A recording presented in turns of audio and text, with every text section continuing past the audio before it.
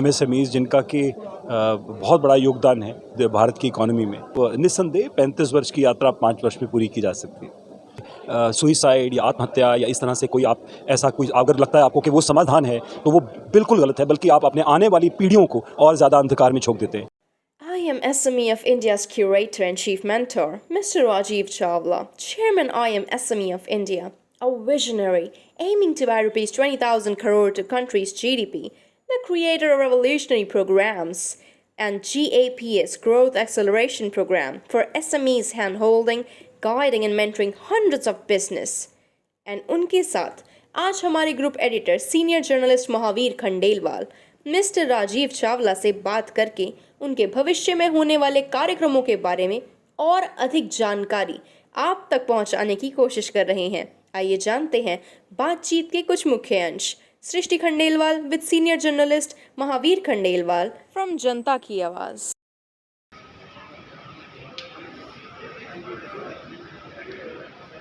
हमारे साथ मौजूद है मिस्टर राजीव चावला। बड़ा नाम है, MSME की बड़ी आवाज़ है। पहले तो आपको सर बहुत बहुत धन्यवाद। लेकिन पहला ये पूछना चाहूँगा सर, ये प्रोग्राम में आए, इसके बारे में आप क्या कहेंगे? मैं बहुत खुश हूँ कि इस प्रोग्राम जो कि आज कॉस्ट मैनेजमेंट एसोसिएशन ने इंस्टीट्यूशन ऑफ इंडिया ने ऑर्गेनाइज़ किया था तो उसमें उन्होंने मुझे आज बुलाया और MSMEs के बारे में जानकारी मैं उनको दे पाया। मुझे लगता है कि देश में MSMEs जिनका कि बहुत बड़ा योगदान है भारत की इकोनॉमी में और आगे आने वाली प्रगति में मेजर रोल इन्हीं का है, उन्हें राइट नॉलेज पार्टनर्स या नॉलेज गुरुज की आवश्यकता है।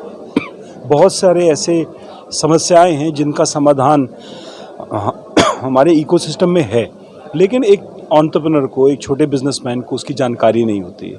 तो अगर इस तरह के इंस्टीट्यूशन और उनके प्रोफेशनल्स हमारे इश्यूज़ को समझ पाएँ तो वो ये समाधान इस देश के लाखों एंटरप्रेन्योर्स को दे सकते हैं, जिससे पूरा देश एक विन विन मॉडल सबके लिए हो सकता है। एक आध सवाल सर और लूँगा, आज आपने समय हमारे लिए निकाल लिया है।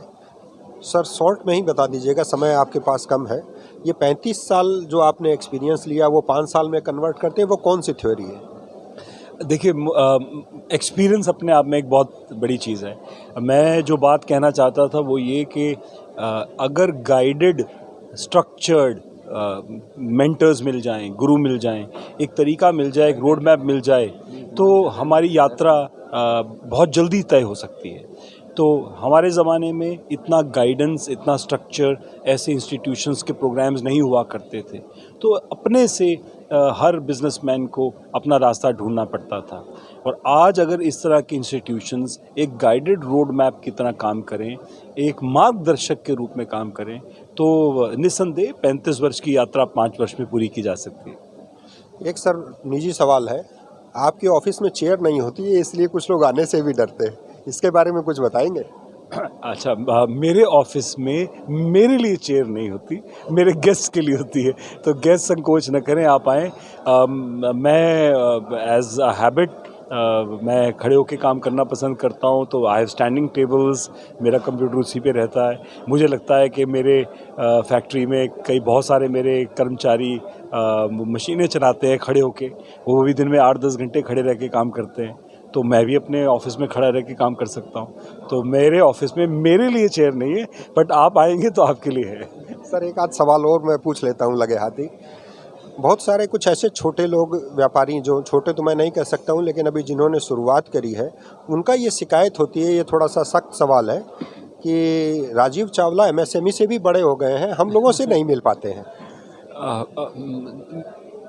देखिए, MSME हम सब शुरुआत हुआ तो ये तो चलिए हमारे हाथ में नहीं है, लेकिन अंत तो MSME में नहीं होना चाहिए ना। मज़ा तो तब है ज़िंदगी में जब आप माइक्रो से स्मॉल, स्मॉल से मीडियम और मीडियम से लार्ज हो जाएं।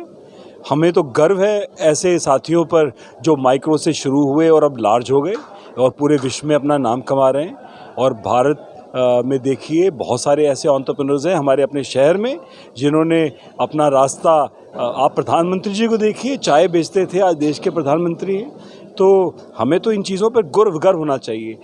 हालांकि मैं अभी लार्ज सेक्टर में नहीं आया हूँ, इतना बड़ा नहीं हुआ हूँ, लेकिन अगर मैं माइक्रो से स्मॉल और स्मॉल से अब मीडियम हुआ हूँ तो मैं आपको छोड़ के नहीं जा रहा हूँ।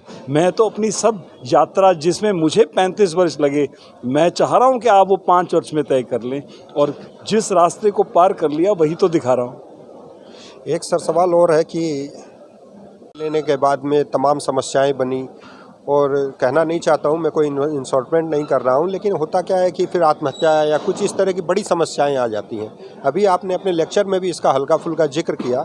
मैं चाहता हूं कि ऐसा कुछ थोड़ा फटाफट में बता दें कि जिससे लोन ले करके जो लोग परेशान हैं उन लोगों को थोड़ी सी हिम्मत मिले और वो सही राह पा करके और अपनी समस्याओं का समाधान कर सकें। जी, मैं एक बड़ी इम्पॉर्टेंट बात सबसे कहना चाहता हूँ कि सुइसाइड या आत्महत्या या इस तरह से कोई आप ऐसा कोई अगर लगता है आपको कि वो समाधान है तो वो बिल्कुल गलत है, बल्कि आप अपने आने वाली पीढ़ियों को और ज़्यादा अंधकार में झोंक देते हैं। तो इस तरह का कभी भी कोई कठोर कदम शॉर्टकट में न उठाएं। भारत में आज हर तरह का सपोर्ट सिस्टम अवेलेबल है।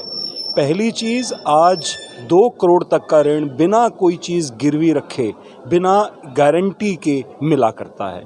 इस सिस्टम से जुड़िए और इसका फ़ायदा उठाइए। दूसरी इम्पॉर्टेंट चीज़ ये कि अब ये 2 करोड़ की सीमा भी 5 करोड़ करने भारत सरकार करने जा रही है।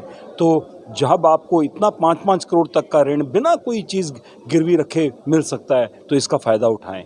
तीसरी इम्पॉर्टेंट चीज़ कि अगर कभी मुश्किल हो तो उसे छुपाएं ना।